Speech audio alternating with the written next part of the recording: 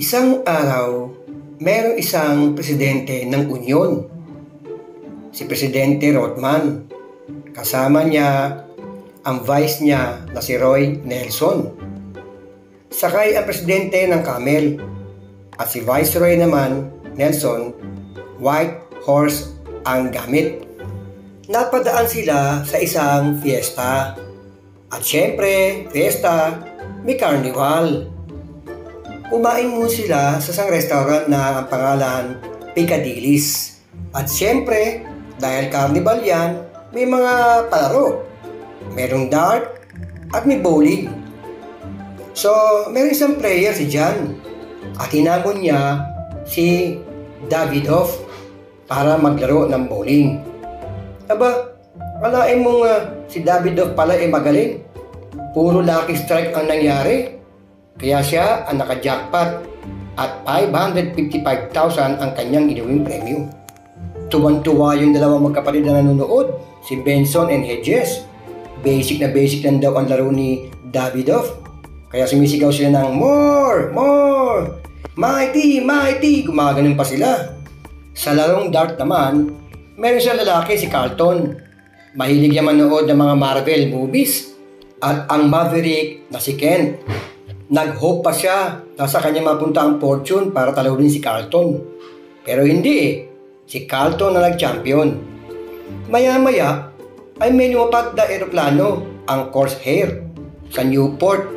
Yan yung sa bandang Chesterfield, sa may bandang Dunhill din.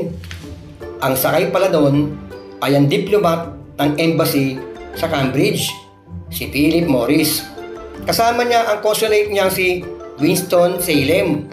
Nag-wave pa sila sa mga crowd. Tapos sumakay sila sa Everest dahil sila ay pupunta sa isang mall, ang Pall Mall. So pumarada sila sa Park Drive. Bumaba ang dalawang escort niyang mga kadet at ang mga codename ng mga kadet na yan ay L&M. Very cool lang gumalaw ang mga kadet. Kaya binigyan sila ng merit ng diplomat. Sa west side ng Pall Mall sila pumasok. May restaurant doon na kung tawagin ay Southern Tips. Tabi ng Rockfield Bar. At syempre, mga boss sila, kaya exclusive. So, yung iba sa kanila umorder muna ng frappe. Ang mahal, 305 ang isa. Pero ang iba naman, dahil gutom, umorder ng Domino's Pizza. Sa tabi ng restaurant na yan, ay may casino. May mga malalaking TV. Makikita mo doon, may mga sabong. Tama-tama, may derby. At meron din naman sa kabila, may TV rin malaki. Ang pinapawid naman nila ay Grand Prix. Para ka nasa Hollywood pag andun ka. Matapos mag-deal ang presidente at diplomat, may kinuha ang presidente sa cabinet number 1. Crystal pala yun. At yun ay galing daw kay Princess Diana. At binigay sa diplomat bilang regalo kasi siya ay naging hero. Eh di ang saya nila.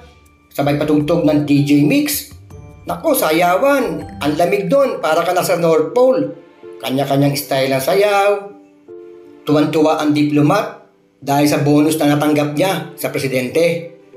Pero sa di kaladuan, mayroong isang legend na parelax-relax lang. Yung pala, si Senator De Lima. Aba, nakalabas na pala, no? At may kausap sa kanyang smartphone. At siyempre, senior citizen siya, kaya platinum service ang binibigay sa kanya ng mga waiter. Di nagtagal, nag-uwian na rin sila dahil gabi na at lasing na sila. Natirang mag-isa ang diplomat sa bar. Paglabas niya, wala nang katao-tao. Hindi niya alam na yan palang lugar na yan ay may lumalabas na maligno. May nakita siyang isang puno. Parang umuusok. Nang lapitan niya, bilang niya nakita ay isang kapre na naninigarilyo ng Marlboro. Wow!